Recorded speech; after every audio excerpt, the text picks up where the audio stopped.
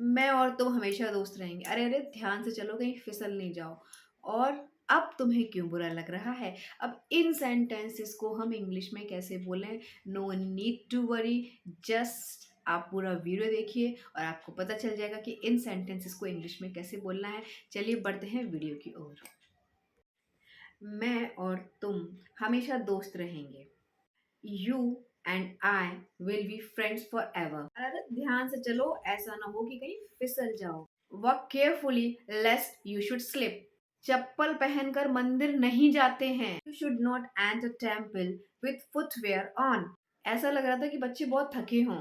The children seemed as if they were tired. Abhilasha तो बड़ी खुश लग रही थी सुबह। Abhilasha seemed quite happy this morning. तुम तो जाओ, मुझे तो कुछ काम करना है, मैं बाद में आऊंगी। मुझे कुछ काम करने हैं। I have got a few things to do. किसी के सहारे की क्या जरूरत है? ये तो तुम अकेले कर सकते हो। तुम ये अकेले कर सकते हो। You can do it on your own. देखो, घबराओ मत। तुम मजबूत हो और तुम इससे उबर जाओगे। ऐसी सिचुएशंस तो आती जाती हैं। तुम मजबूत हो और तुम इससे उबर जाओगे। अब इसको इंग्लिश में बोलेंगे, you are strong enough and you will get over it. पता है, उसने जो जवाब दिया ना, करीब करीब ठीक सा ही था। करीब करीब ठीक सा ही था। इसको इंग्लिश में बोलेंगे, इट इज मोर और लेस करेक्ट। हम ना करीब करीब एक ही उम्र के हैं, तो हमारी इसलिए बहुत अच्छी आपस में बनती है। हम करीब करीब एक ही उम्र के हैं, इसको हम इंग्लिश में बोलेंगे, वी आर मोर और लेस द सेम एज। मुझे ना कबाब में हड्डी बनने का कोई शौक नहीं है।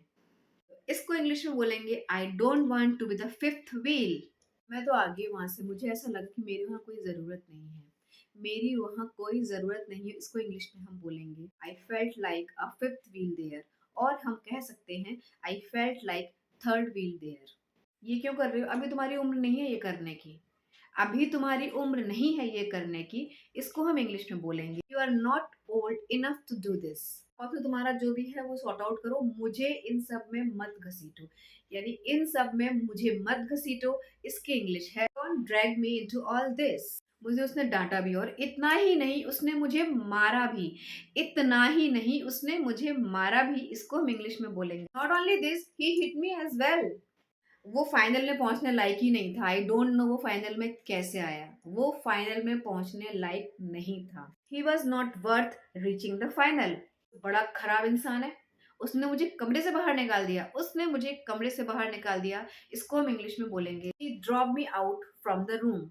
हाँ, टीवी बंद कर दो, मैं नहीं देख रही हूँ। टीवी बंद कर दो, मैं नहीं देख रही हूँ। इंग्लिश में कैसे बोले इसे? Turn off the TV, I am not watching. अब तुम्हें क्यों बुरा लग रहा है? अब जब खुद पर आई तो अब तुम्हें क्यों बुरा लग रहा है? इसको हम इंग्लिश में बोलेंगे, why do you feel sorry now. इतिहास गवाह है कि अगर मेहनत करोगे तो तुमको उसका फल मिलेगा ही मिलेगा। इतिहास गवाह है। इसको इंग्लिश में कैसे बोलेंगे? History is witness. माता पिता के ऋण हम कभी नहीं चुका सकते। बिल्कुल सच बात है कि हमारे माता पिता हमारे लिए बहुत कुछ करते हैं, तो उनका हम ऋण, उनको सैलरी पे करके कभी भी नहीं चुका सकते। मतलब पैसों से तो हम कभी भी नहीं चुका सकते हैं। माता पिता का ऋण हम कभी नहीं चुका सकते हैं। इसको इंग्लिश में कैसे कहेंगे? We can never repay our parents for all they have done for us. ये तो कुछ बहुत ही प्यारे प्यारे सेंटेंसेस, आई होप आपको पसंद आए होंगे।